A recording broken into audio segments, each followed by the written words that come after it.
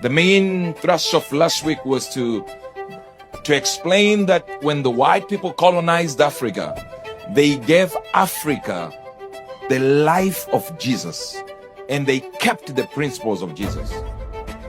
So the prosperity is now left with the white people.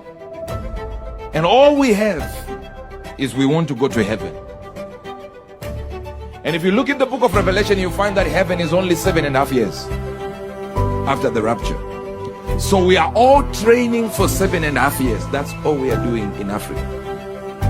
But white people understand that we all have to have a certain vision that grabs the attention of the economics of the world. And that vision is also understood by Muslims. Christianity is the one that is left. And I always say, we worship the God of the Jews, but we don't worship him the way the Jews do it.